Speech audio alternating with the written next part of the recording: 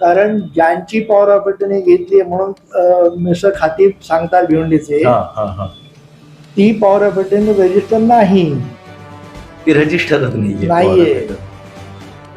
आणि जी रजिस्टर आहे त्याच्यामध्ये मुद्रण विक्रीचा अधिकार नाहीये. विक्रीचा अधिकार नाही. खरं म्हणजे तुमच्या बोलण्यामधून एक महत्वाची गोष्ट दिसते की जरी मी परत रिपीट करतो, खासदारांनी जरी आयुक्तांना पत्र दिलेलं असलं तरी तुमच्या बोलण्यातून एक दिसतंय की ती फक्त औपचारिकता ठरू नये. खासदार गंभीर असतील तर त्यांचे वडील नगरविकास मंत्री आहेत. हे प्रकरण जे तुम्ही ज्या पद्धतीने सांगताय आणि जी माहिती समोर येते तर ही राज्य शासनाकडूनच त्याची एक उच्चस्तरीय चौकशी होण्याची गरज आहे. आयुक्तांना अधिकार नाही, कारण आयुक्त स्वतः त्याच्यामध्ये आरोप येऊ शकतात. मी जबाबदारीने विधान करतो, होऊ शकतात. नमस्कार, मीडिया भारत न्यूजमध्ये आपलं स्वागत. मी राज असरोडकर. कल्याण डोंबिवली महानगरपालिका क्षेत्रामध्ये सध्या एक विषय गाजतोय बुद्धभूमी फाउंडेशनचा. बुद्धभूमी फाउंडेशनच्या ताब्यात असलेल्या जागेमध्ये कल्याण डोंबिवली महानगरपालिकेने विकास कामांच्या नावाखाली घुसखोरी केली असा तिथल्या भंतेगाणांचा आरोप आहे. एक मोठी धुमश्चक्री आपल्याला वेगवेगळ्या व्हिडिओजमधून सोशल मीडियामध्ये पाहायला मिळाली. बुद्धभूमी फाउंडेशनचा दावा आहे की गेल्या अनेक वर्षांपासून, जवळपास 40 वर्षांपासून ही जागा आमच्या ताब्यामध्ये आहे, कब्जामध्ये आहे, आम्ही लिगल त्याचे कब्जेदार आहोत. परंतु कल्याण डोंबिवली महानगरपालिकेचं म्हणणं आहे की आमच्याकडे ह्या जागेचा सातबाराच आहे आणि 2024 पासून कायदेशीर ताबा आमच्याकडे आहे. हा विषय जेव्हा सोशल मीडियामध्ये आणि एकूणच बाहेर आला, सार्वजनिक झाला, त्यावेळेला कल्याणातील सामाजिक कार्यकर्ते श्रीनिवास घाणेकर यांनी त्याच्यावरती संशयाचं बोट ठेवलेलं आहे कल्याण डोंबिवली महानगरपालिकेच्या दाव्यावरती. आणि कधी तुमच्याकडे ताबा आला आणि कसा काय आहे तो प्रूव्ह करा, असं एक आव्हान त्यांनी कल्याण डोंबिवली महानगरपालिकेला केलेलं आहे. मला तुमचं ह्या चर्चेमध्ये मी स्वागत करतो. मला एक सांगा की कल्याण डोंबिवली महानगरपालिकेचे आयुक्त IAS आहेत अभिनव गोयल, त्यांनी इतकं ठामपणे पत्रकार परिषद घेऊन सांगितलं की या जागेचे मालक आम्ही आहोत, सातबारा आमच्या नावावर आहे, ताबा आमच्याकडे आहे, आणि तुम्हाला त्याच्यामध्ये गडबड वाटते. काय गडबड आहे? दोन गोष्टी आहेत.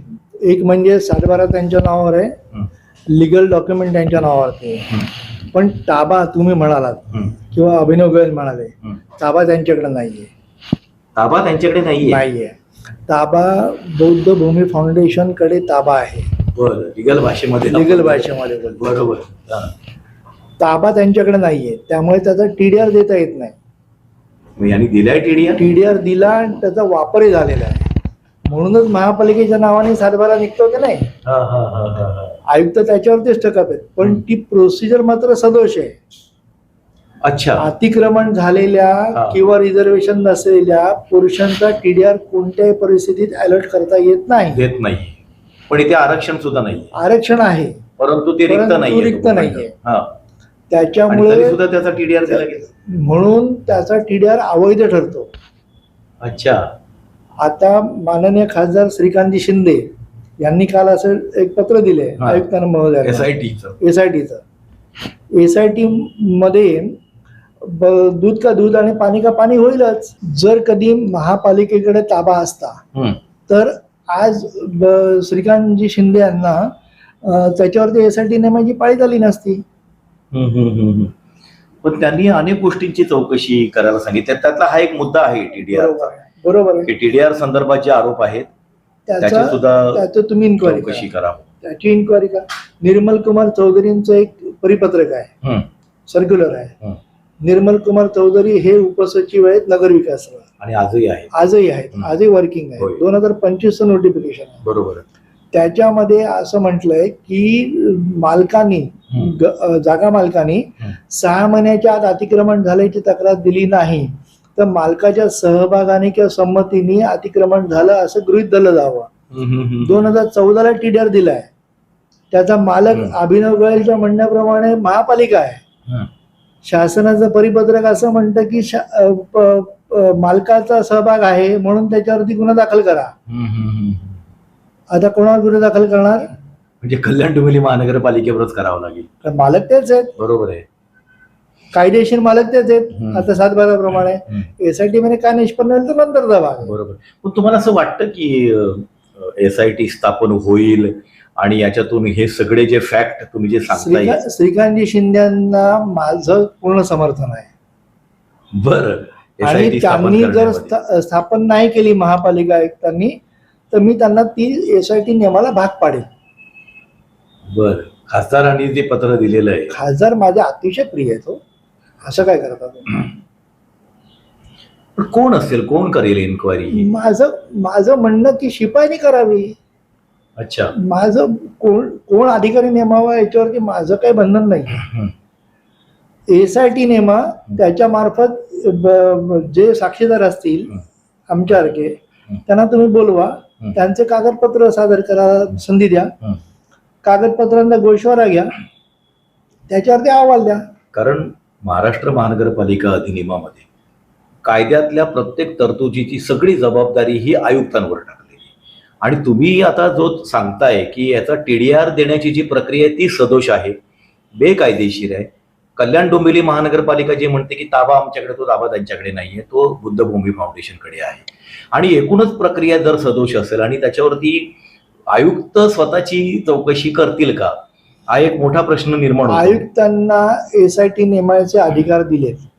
श्रीकांत शिंदेनी विनंती वजा आदेश केले. बरोबर आहे. बरोबर आहे.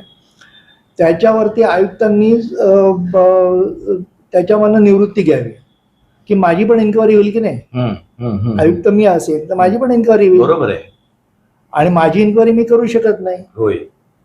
नाही तर मग सुप्रीम कोर्टात रंजन गोगोईंचं जसं प्रकरण झालं तसंच प्रकरण म्हणायला लागेल. इथे म्हणायला लागेल ते की ज्या बाईनी आरोप केले स्वतः चौकशी स्वतःची केली. पण तसं आयुक्तांनी करू नये. ही जी चौकशी आहे त्यांनी मागणी केली आहे अभिनव गोयल यांच्याकडे, परंतु ही चौकशी खासदार श्रीकांत शिंदेंना, त्यांचे पिताश्री नगरविकासचे मंत्री आहेत, उपमुख्यमंत्री आहेत, नगरविकास खात्यामधून सुद्धा करता येऊ शकेल आदेश काढून. माझं म्हणणं आहे की त्यांनी नगरविकासच्या सचिवांच्या मार्फत किंवा सिनियर IAS ऑफिसर मार्फत किंवा एखाद्या निवृत्त पोलीस अधिकाऱ्यामार्फत हायकोर्टाच्या निर्देशानुसार हायकोर्टाच्या मॉनिटरिंग अंडर हे करून घ्यावे. आणि ते दूध का दूध पाणी का पाणी जे म्हणताय त्यांनी कागदपत्र तपासावी. कागदपत्र तपासून त्यातला जो निष्कर्ष असेल तो काढावा. माझा दावा असा आहे की आतापर्यंत झालेले 2014 नंतरचे 2012 नंतरचे प्रत्येक आयुक्त याच्यामध्ये दोषी आढळतील. म्हणजे फक्त अभिनव गोयल नाही. अभिनव गोयलनी एका प्रकरणामध्ये TDR वापरला, त्या अभिनव गोयलकडे प्रकरण गेलं आणि त्यांनी त्याच्यावरती सही केली त्यांनी, म्हणून ते दोषी आढळतील. कारण अभिनव गोयलच्या काळामध्ये एकही TDR वाटला गेला नाहीये. बरोबर आहे. पण TDR लोड मात्र त्यांच्या काळात झाला आहे. त्याला त्यांची NOC गेलेली आहे. हा आता जो हरीश जोशी प्रकरण आहे, जे बौद्ध भूमी फाउंडेशनचं प्रकरण आहे, ते प्रकरण 2024 ला झालेलं आहे. त्यावेळेला पालघर जिल्हाधिकारी आता जे आहेत डॉक्टर इंदुराणी जाखड, त्या KDMC ला आयुक्त होत्या. बरोबर. आणि त्यांच्या सहीनीच TDR दिला गेला असेल. पण तुम्ही 2014 पासून बोलताय, त्यामुळे 2014 पासूनचे आयुक्त या सगळ्यामध्ये 2014 पासूनचे RD शिंदे प्रमुख दोषी आहेत. अच्छा. कारण या प्रकरणामध्ये फरीद कुटुंबीय यांची जागा मूळ जागा फरीद कुटुंबाची आहे. त्याच्यावरती ताबा बौद्ध समाजाचा आहे किंवा भंतेजींचा आहे, बुद्धभूमी फाउंडेशनचा, असं गृहीत धरलं. बरोबर. तर ज्याच्यावरती अतिक्रमण आहे असा TDR देता येत नाही. बरोबर. हे रामनाथ सोनवणे जेव्हा आयुक्त KDMC होते त्यावेळेला त्यांनी त्याच्यात लिहून ठेवलंय की याच्यावरचं अतिक्रमण जोपर्यंत हटवत नाही तोपर्यंत TDR देण्यात येऊ नये, अशी नोट रामनाथ सोनवणेंची नोट आहे. आणि त्यालाच हरताळ फासून रामनाथ सोनवणेंनीच एक TDR मंजूर केलाय, स्वतः दिला, स्वतःच्याच नोटला. म्हणून मी अत्यंत जबाबदारीने म्हणतो की 2014 नंतर प्रत्येक आयुक्त याच्यामध्ये दोषी आढळले. तुम्ही जो इतकं ठामपणे दावा करताय तर तुम्ही नक्कीच या सगळ्याची कागदपत्र जी आहे ती तुमच्याकडे असतील किंवा तुमच्या नजरेखालून ती गेलेली आहे. तुम्ही पुन्हा ठामपणे अगदी ठोसपणे सांगताय की ह्या सगळ्या TDR प्रक्रियेमध्ये मोठा घोटाळा झालेला आहे. मोठा घोटाळा नाही, मोठा आर्थिक घोटाळा झाला आहे. अच्छा, नुसता घोटाळा नाही तर आर्थिक- मोठा नाही, मोठा. मोठा. अच्छा, हा. बरं. ठला ठ आर्थिक घोटाळा झाला. आर्थिक घोटाळा झालेला आहे. म्हणजे हे प्रकरण जे आहे ते फक्त नगर विकासच्या पुरतं अनियमितता आणि वगैरे तेवढंच मर्यादित नाहीये. उघड उघड भ्रष्टाचार या सगळ्या उघड भ्रष्टाचार आहे. एका राजकारण्याने दबाव टाकला हम्म, आणि त्यावेळेचे किंवा आत्ताचे आयुक्त सुद्धा हम्म, त्याला भुलले किंवा हम्म. त्याला फशी पडले हम्म. असं म्हणायला लागेल या सगळ्यामध्ये. या सगळ्यामध्ये.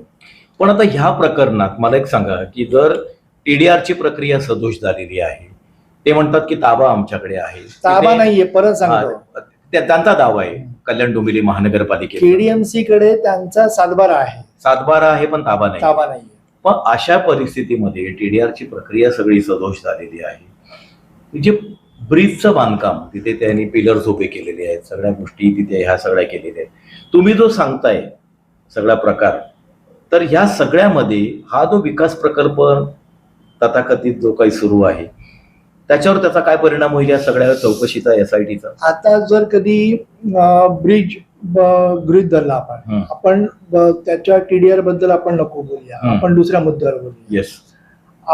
ब्रिज जर कधी प्रस्तावित असेल, विकास कामा जर प्रस्तावित असेल कल्याण पूर्वेला, हं. आणि कल्याण पूर्वेचा विकास हा त्या ब्रिजवरती अवलंबून आहे असं समजलं आपण, बरोबर. समजलं, हं. तर तो ब्रिज नदीपात्रात बांधला गेलाय, नदीपात्रात बांधकाम होत एक्झॅक्ट. हा. आणि हायकोर्टाने वनशक्ती विरुद्ध केंद्र शासन आणि राज्य शासन हं. याच्यामध्ये एक जजमेंट दिलेले आहे. ऑर्डर नाहीये, ती जजमेंट आहे. जजमेंट आहे, 2024 ते लागू आहे सगळीकडे. 2024 जजमेंट आहे हं. आणि ते अलीकडचं आहे. 53 पानांचं आहे. हा. 2024 म्हणजे अगदी अलीकडचं अगदी आहे. अलीकडचं आहे. हा. आणि मी हे पत्र लिहून प्रत्येक वेळेला आयुक्तांना कळवलंय की याच्याप्रमाणे तुम्ही परमिशन देऊ नका. हा. असं त्यांना तरी कळवलं तरी सुद्धा. तरी सुद्धा यांनी परमिशन दिली आहे. हा. तरी यांनी बिल्डिंग परमिशन दिली आहे हे सगळं डावलून. डावलून. हं. त्याच्यावरती रिंग रूट सुद्धा आखला आहे. हं. रिंग रूटचं बांधकाम सुद्धा त्याच्यामध्ये CRZच्या हद्दीमध्ये येतं. हं. हं. ब्रिज सुद्धा त्याच्या CRZच्या हद्दीमध्ये. लिमिट मध्ये येतं. हं. आता जर कधी कोस्टल रोड मुंबईमध्ये कोस्टल रेग्युलेशन झोननी जर कधी बंदी घातली तर पर्यावरण विभागाची तुम्ही NOC घेतली बरोबर. राज्य शासनाने, हं. मग ब्रिज वेगळ्या कॅटेगरीत मोडतो का, हं. किंवा रिंग रूट वेगळ्या कॅटेगरीत मोडतात त्या का? ब्रिजच्या समोर ह्या बाजूला एका मॉलचं सुद्धा त्या पात्रामध्येच बांधकाम सुरू आहे. त्याने सुद्धा NOC घेतलेली आहे ना. त्याने NOC घेतली, हं. पण पर्यावरण विभागाला हायकोर्टाचा निर्णय माहिती नाही बहुतेक. हं. नदीपात्रात कसं काय, नाल्यात कसं काय, त्यांच्या म्हणण्याप्रमाणे तो नाला आहे, हं. पण तो अधिकृत नदी आहे, अधिकृत बाजूने नदी आहे. माझ्याकडे तसं नोटिंग आहे. या श्रीकांत शिंदेच्या अध्यक्षतेखाली आसिम गुप्तांनी एक बैठक घेतली होती. हं. नितीन निकमने आमच्या उल्हास नदीचं आंदोलन केलं होतं. बरोबर. त्या आंदोलनाच्या सांगतेच्या वेळेला उमेश बोरगावकर आत्ताचे विरोधी पक्षनेते, नितीन निकम आणि सुदाम गंगावणे नदीवरती होते, आणि मी कैलास शिंदे आम्ही स्वतः MMRDAच्या ऑफिसला मीटिंग अटेंड केली. मनीषा आवाळे पण होत्या, रोहन गुगे होते जिल्हा परिषद CO, नंतर तत्कालीन महापालिका आयुक्त इंद्रनी जाखड होत्या, कुमार आयलानी होते, सगळे होते. आमच्या कल्याणचे आमदार होते, कल्याण पूर्व पश्चिमेचे आमदार होते, सगळे होते. सगळ्यांनी कबूल केलेलं आहे की ही नदी आहे. अच्छा. माझ्याकडे नोटिंग आहे. तुमच्याकडे अशी काय माहिती आहे की हे जे ब्रिजचं काम जे सुरू आहे आता, ते कायदा जो आहे, जजमेंट जे आहे, ते तुम्हाला पात्रापासून 200 मीटरच्या आतमध्ये बांधकाम करता येत नाही, आणि पात्राच्या आतमध्येच ते पिलर्स आणि सगळं उभं केलेलं आहे. तर ह्या ब्रिजच्या बांधकामासाठी कल्याण डोंबिवली महानगरपालिकेने तरी पर्यावरणीय पूर्व मंजुरी घेतल्याचं काय आहे, कुठे दिसते? 2023 ला MMRDAने एक पूर्व परवानगी घेतली या ब्रिजसाठी. ब्रिजसाठी, हा. पण 2024 ला जजमेंट आलंय, त्याच्यावर ज्याच्या पुनर्विचार व्हायला आधारे पाहिजे. ज्याच्या आधारे 2023 ची पूर्व मंजुरी घेतली, ते नोटिफिकेशन रद्द झालंय. केंद्र शासनाचं. म्हणजे ही जी पूर्व मंजुरी आहे ती ती पुन्हा लॅप्स त्यांनी होते. लॅप्स झाली. 2024 ला पूर्व त्याच्यानंतर मंजुरी तुम्हाला अशी काय माहिती नाहीये की घेतली आहे किंवा नाही घेतले. माझ्याकडे पत्र आहे त्यांचं. काही घेतली नाहीये. नाहीये. कल्याण डोंबिवली महानगरपालिकेनेच घेतलेली नाही. त्यांनी MMRD यांनी मला एक पत्र लिहिलं की तुम्ही दिशाभूल करताय. बरं. माझ्यावरती आरोप केला. मी त्यांना म्हटलं मी दिशाभूल करण्याचा प्रश्नच नाही. हे जजमेंट मी लावून पाठवतो तुम्हाला. हे तुमच्यावरती बंधनकारक नसेल हायकोर्टाचे जजमेंट आम्हाला तुम्ही कळवा. त्यांनी कळवलं आणि दिलगिरी व्यक्त करा. त्यांनी कळवलं का तुम्हाला? मी दिशाभूल करत नाही पण तुम्ही मात्र दिशाभूल करता. तुम्ही दिलगिरी व्यक्त करा. कारण करोडो रुपयाची इन्व्हेस्टमेंट आहे. नुसता कल्याण पूर्वेचा विकास त्याच्यावर अवलंबून नाहीये. त्याच्यामध्ये कॉन्ट्रॅक्टरनी किंवा पालिका प्रशासनाने किंवा राज्य शासनाने करोडो रुपये गुंतवलेत. बरोबर आहे. हा आर्थिक मामला आहे की नाही. दुसरं याच्याबरोबर अजून एक गोष्ट आहे की तुम्ही कुठलाही विकास काम जेव्हा करता, एखादा मोठा करोडोंची गुंतवणूक करून प्रोजेक्ट हातामध्ये घेता, तर तुम्हाला समस्यांचं निवारण सुद्धा त्याच्यामधून एक्सपेक्टेड असतं. नवीन समस्या क्रिएट करणं हा विकासाचा हेतू असू शकत नाही. वालधुनीच्या पात्रामध्ये या पुलाचं बांधकाम होतंय. वालधुनीच्या पात्रामध्ये समोर मॉलचं प्रचंड महाकाय बांधकाम सुरू आहे. कल्याण पूर्वेसाठी हा हे सगळं विकास चालू असा दावा आहे महानगरपालिकेचा. या सगळ्या बांधकामांमुळे पात्रात होणाऱ्या कल्याण पूर्वेचा नेमका विकास होणार आहे की कल्याण पूर्व डुबणार आहे पाण्यामध्ये? दोन गोष्टी आहेत. विठ्ठल स्टेशनला लागून असलेल्या मॉलचं आपण त्याच्यावरती विचार करतोय. ती उपनदी आहे. त्याला महापालिकेने किंवा उल्हासनगर महानगरपालिकेने त्याला नाला म्हटलंय. बरं. पण नाल्यामध्ये बांधकाम करायचा अधिकार महापालिकेला नाहीये. कोणत्याच महापालिकेला नाही. उल्हासनगर महापालिकेला नाही आणि कल्याण महापालिकेला नाही. कॉर्पोरेशन ऍक्ट मध्येच क्लिअर कट प्रोव्हिजन आहे नाल्यांवर इमारती उभारण्यात येऊ नये. सिंपल साधं आहे. बरं, नदी म्हटलं, उपनदी म्हटलं की आमचं जजमेंट कामाला येतं.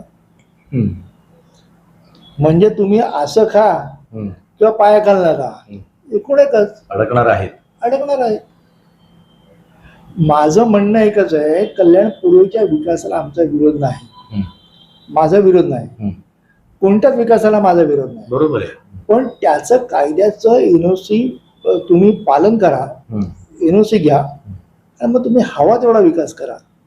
ज्या ज्या गोष्टी लागतात, ज्या रिक्वायरमेंट आहेत कायदेशीर सगळ्या, त्याचं फुलफिलमेंट करायला पाहिजे महानगरपालिका. कल्याण डोंबिवली महानगरपालिका जर ह्या पद्धतीने सगळे नियम, कायदे, पर्यावरणीय गोष्टी सगळ्या धाब्यावर बसवून जर ह्या गोष्टी करत असेल तर सर्वसामान्य नागरिकांकडून महानगरपालिका जेव्हा ती कारवाईचे बडगे उगारते लोकांवरती, काय नैतिक अधिकार उरतो महानगरपालिकेला? महापालिकेला कायदेशीर आणि नैतिक अधिकार, मी कायदेशीर जोडतो त्याच्यामध्ये, कायदेशीर आणि नैतिक अधिकार शून्य उरतात. त्याला कारण असं आहे की कल्याण डोंबिवली महानगरपालिकेच्या आधारवाडी डम्पिंगवरचा कचरा, उपलब्ध असलेला 15 ते 20 लाख मेट्रिक टन असलेला कचरा हा बापगावला टाकला जातो म्हणून आजच माझ्याकडे लेखी तक्रार आली. बरं. आणि तिथला तलाव बुजवलाय कचरा टाकून आणि भरणी टाकून. बरं. हे कल्याण डोंबिवली महानगरपालिका दोषी आहे असं तिथल्या ग्रामसभेचं म्हणणं आहे. अच्छा. आणि त्यांनी पत्र पाठवलंय कल्याण डोंबिवली महानगरपालिकेच्या आयुक्तांना. बरं, तुम्हाला एक महत्वाचा प्रश्न शेवटचा एक विचारायचा की TDR मध्ये गडबड आहे, पर्यावरणीय पूर्वमंजुरीचा मुद्दा तर आहे, पण मूळ प्रश्न TDRचा सुद्धा आहे. जागेशी आपण जर विचार केला तर खासदारांनी SITची मागणी केलेली आहे. तुम्ही असं म्हटलं सुरुवातीला की SIT मी लावून घेणार. अशी अधिकृत चौकशी राज्य शासनाने किंवा कुठल्याही यंत्रणेने जर घोषित केली, तुम्ही त्याच्यामध्ये इंटरव्हेन्शन करणार? मी इंटरव्हेन्शन करणार. मी त्या SITला पत्र लिहिणार की माझी साक्ष घ्यावी, माझे पेपर तपासले जावेत, माझ्याकडे असलेल्या पेपरचा विचार केला जावा, प्रत्येक पेपरवरती रिझॉल्ट ऑर्डर पास करावी. माझे घाणेकरांना काही कळत नसेल तर SITने खुशाल असं म्हणावं, घाणेकर तुम्ही मूर्ख आहात, तुम्हाला काही कळत नाही, तुम्हाला कायदेशीर बाजू, टेक्निकल बाजू काही कळत नाही, आम्ही म्हणतो तीच गोष्ट खरी आहे म्हणा तुम्ही. एक थोडक्यामध्ये फक्त आपल्याला जो आपला मीडिया भारतचा प्रेक्षक आहे आणि हा सगळा विषय सध्या गाजतोय, खूप कॉन्ट्रोवर्सी त्याच्यावरती सुरू आहे, ती जी जागा, आणि तुम्ही सांगितलं की फरीद हे मूळ मालक आहेत, हरी जोशी हे त्याचे पॉवर ऑफ अटर्नी आहेत. थोडक्यामध्ये नेमकं ते एक जागेचं काय प्रकरण आहे, कोणाकडून कुठे गेली आहे जागा ती? दोन प्रकार आहेत. आत्ताचं प्रकरण जे आपण डिस्कस करतोय त्याच्यामध्ये HD बिल्डकॉन म्हणून एक कंपनी आहे हरी जोशींची, हरिश्चंद्र तुळशीराम जोशी या माणसाची HD बिल्डकॉन आहे. त्याच्याद्वारे हा TDR घेतला गेला. TDR घेईपर्यंत प्रोसिजर कायद्यामध्ये बसवून केली गेली. बरं. पण रजिस्टर्ड डॉक्युमेंट असं म्हणतात किंवा पॉवर ऑफ अटर्नी असे म्हणते, कुलमुखत्यारपत्र असं म्हणतं की ते विक्रीचा अधिकार त्यांना नाहीये. हरिश्चंद्र जोशींना विक्रीचा कोणता अधिकार दिलेला नाहीये फॅमिलीने, आणि तरी सुद्धा त्याची विक्री झाली. आणि ती प्रत्येक विक्री झालेली लोडिंगची फाईल ही माननीय आयुक्तांपर्यंत जाते. बरोबर. आता त्याचं सगळं मुद्रांक शुल्क वगैरे सगळं व्यवस्थित त्यांनी भरलंय? नाही भरलेलं. हरिश्चंद्र तुळशीराम जोशी यांनी मुद्रांक शुल्क भरलेलं नाहीये. 2000 सालापासून प्रत्येक नोंदणी महानिरीक्षक बदलून जातो आणि त्यांनी नवीन आलेल्या महानिरीक्षकांनी एक सर्क्युलर पाठवलेल्या प्रत्येक आयुक्तांना की आमच्याकडे स्टाफ कमी आहे पण तुमच्याकडे स्टाफ आहे, तुमच्याकडे जेव्हा लक्षात येईल किंवा रजिस्टर पॉवर ऑफ अटर्नी नाही किंवा रजिस्टर ॲग्रीमेंट नाही तेव्हा ते रजिस्टर करण्याचे पॉवर तुम्हाला दिल्या गेल्या, तुम्ही आमच्याकडे पाठवायचं रजिस्ट्रेशन, नाही तर तुम्हाला दोषी धरलं जाईल. ते प्रत्येक महानिरीक्षक डॉक्टर नितीन करीरांचं माझ्याकडे पत्र आहे, श्रावण हार्डीकरांचं माझ्याकडे पत्र आहे. डॉक्टर नितीन करीर राज्याचे मुख्य सचिव होऊन रिटायर्ड झाले. ते नोंदणी महानिरीक्षक होते पूर्वी, आणि त्यांचं पत्र धनराज कामतकर TDMC मध्ये कमिशनर होते. त्यांना आल्यानंतर त्यांनी त्यांच्या डाव्या हाताने लिहिते धनराज कामतकर. त्यांनी लिहिलं की EDDP याची दक्षता घ्या. माझ्याकडे त्याचं नोटिंग आहे. आत्ताचा जो व्यवहार आहे त्याच्यात हे पाळलेलं नाहीये मुद्रांक शुल्काचं? हा मुद्रांक शुल्क त्यांनी भरलेलं नाहीये. 500 रुपयाच्या स्टॅम्प पेपरवरती एक रजिस्ट्रेशन केलं आणि ते रजिस्ट्रेशन व्हॅलिड ठरत नाही कारण व्यवहार 5 ते 6 कोटी रुपयांचा आहे. अच्छा, म्हणजे हा एवढा मोठा जो व्यवहार आहे तो 500 रुपयाच्या स्टॅम्प पेपर म्हणजे शासनाचा महसूल या प्रकारामध्ये बुडवला गेला. आणखी तुम्ही तिसरं प्रकरण सांगताय आता त्याच्या आधीच प्रकरण तुम्हाला विचारात घ्यावं लागेल. अच्छा, कारण ह्याच 22 एकर मध्ये 23 एकर मध्ये दुसरा एक TDR काढला गेला आहे याच्या पूर्वी. आणि त्याच्यात तरी प्रक्रिया कायदेशीर पूर्ण त्याच्यामध्ये कायदेशीर प्रक्रिया पूर्ण झालेली नाही. कारण ज्यांची पॉवर ऑफ अटर्नी घेतली म्हणून मिस्टर खातीब सांगतात भिवंडीचे, ती पॉवर ऑफ अटर्नी रजिस्टर नाही, ती रजिस्टरच नाहीये. आणि जी रजिस्टर आहे त्याच्यामध्ये मुद्रांक विक्रीचा अधिकार नाहीये. खरं म्हणजे तुमच्या बोलण्यामधून एक महत्वाची गोष्ट दिसते की जरी मी परत रिपीट करतो, खासदारांनी जरी आयुक्तांना पत्र दिलेलं असलं तरी तुमच्या बोलण्यातून एक दिसतंय की ती फक्त औपचारिकता ठरू नये. खासदार गंभीर असतील तर त्यांचे वडील नगरविकास मंत्री आहेत. हे प्रकरण जे तुम्ही ज्या पद्धतीने सांगताय आणि जी माहिती समोर येते तर ही राज्य शासनाकडूनच त्याची एक उच्चस्तरीय चौकशी होण्याची गरज दिसते. आयुक्तांना अधिकार नाही, कारण आयुक्त स्वतः त्याच्यामध्ये आरोपी होऊ शकतात. मी जबाबदारीने विधान करतो, होऊ शकतात, आरोपी होऊ शकतात. त्यामुळे आरोपीला स्वतःचं इन्व्हेस्टिगेशन करण्याचा अधिकार नाही. त्यांच्या वरिष्ठांनी त्याचं इन्व्हेस्टिगेशन करावं अशी अपेक्षा आहे. त्यामुळे नगरविकासच्या सचिवांनी किंवा प्रधान सचिव नगरविकास किंवा अतिरिक्त मुख्य सचिव किंवा मुख्य सचिवांनी इन्क्वायरी करावी किंवा एखादा IPS पोलीस ऑफिसर जो महापालिकेशी संबंधित नाही, या जिल्ह्याशी संबंधित नाही, त्यांनी इन्क्वायरी करावी. लागलं ते मिरवरून करा न द्या. त्या रिटायर्ड IPS ऑफिसर आणि सिनियर IPS ऑफिसर बरोबर, त्यांचं मत तर गृहीत धराल की नाही. माझं म्हणणं आहे की आता रिबेरो काम करत नाहीत, कारण वृद्ध झाले. पण त्यांच्यावर अनेक IPS ऑफिसर आहेत. नसेल तर गेला बाजार आमच्या तुकाराम मुंढेंकडे घ्या. खरंय, म्हणजे इथे काय भेसळ झालेली आहे ते लगेच लक्षात येईल. ताबडतोब लक्षात येईल या कारभारामध्ये काय FDA मध्ये काय भेसळ झाली. FDA म्हणतो बरं का. आपण ही चर्चा जर लक्षपूर्वक जर ऐकली असेल तर याच्यामध्ये जरी श्रीनिवास घाणेकर यांनी फार थोडक्यामध्ये जरी काही मुद्दे सांगितले असले तरी सुद्धा एक स्पष्टपणे लक्षात येतं की याच्या जर खोलावर जर ही चौकशी जर गेली, खोलात जरी चौकशी जर गेली तर याच्यातून एक मोठा घोटाळा, आणि त्यांनी मोठा असं म्हटलेलं आहे, ते घोटाळा बाहेर येणार आहे. खासदार श्रीकांत शिंदे यांच्यावरती ह्या प्रकरणामध्ये पक्षपातीपणाचे आरोप झाले, त्यांचे वेस्टेड इंटरेस्ट असल्याचे तिथल्या संबंधित भंतेगणांनी आरोप केलेले होते. त्यामुळे श्रीकांत शिंदे यांनी पटकन एक आयुक्तांना पत्र देऊन SITची मागणी करून त्यांनी स्वतःचं अंग ह्या सगळ्या प्रकरणामधून काढून घेण्याचा प्रयत्न केलेला आहे.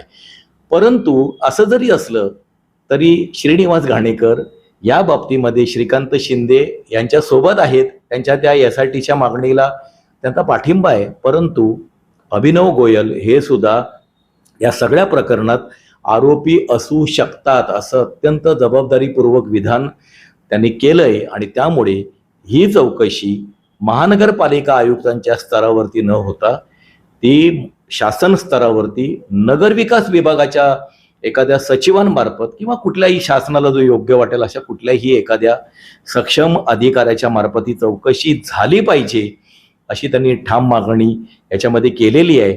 आणि घाणेकर यांना विश्वास आहे की खासदार श्रीकांत शिंदे या बाबतीमध्ये नक्की ताकद लावतील, त्याच्यामध्ये एक गांभीर्य दाखवतील, आणि एकनाथ शिंदे हेच नगरविकास मंत्री असल्यामुळे ही चौकशी ते खात्रीशीररित्या लावून घेतील. आणि लवकरच या सगळ्या चौकशीमधून हे बुद्धभूमी फाउंडेशन, TDR प्रकरण, विकास प्रकल्प, वालदुनी नाल्यामधल्या पात्रामधलं बांधकाम, अशी सगळीच जी काही गोष्टी आहेत या सगळ्यामधून उघड होतील अशी आशा सुद्धा घाणेकर यांनी व्यक्त केलेली आहे. आपले खूप खूप धन्यवाद. या सगळ्या चर्चेमध्ये थोडंसं आपण शांतपणे एक एक मुद्दा उलगडत बोललो, आणि तुम्ही खूप सुचकपणे अनेक गोष्टी सांगितल्यात आणि त्या समोर मांडल्यात. अजून SIT स्थापन व्हायचे, अजून SIT स्थापन व्हायची, माझे पत्र उघड करेल. तर त्यामुळेच मी सुद्धा त्यांना फार काही छेडलं नाही या सगळ्यामध्ये, कारण फक्त माध्यमांमध्ये चर्चा येऊन उपयोग नाहीये, तर SIT सारख्या एखाद्या यंत्रणेच्या मार्फत त्याचं डॉक्युमेंटेशन सुद्धा या सगळ्या गोष्टींचं झालं पाहिजे. दिशाभूलचे आरोप घाणेकर यांच्यावर जरी झालेले असले तरी दिशाभूल नेमकं कोण करतंय, आम्ही करतोय की कल्याण डोंबिवली महानगरपालिका करते, असा सुद्धा थेट सवाल त्यांनी विचारलेला आहे. एक आत्मविश्वास आहे त्यांच्यामध्ये, आणि श्रीनिवास घाणेकर यांची आतापर्यंतची जी प्रतिमा आहे की ते प्रत्येक वाक्य तोलून मापून फक्त बोलत नाहीत तर ठामपणे बोलतात, कारण त्याच्या पाठीमागे दस्तावेजांचा एक भरभक्कम आधार आणि पाया सुद्धा असतो.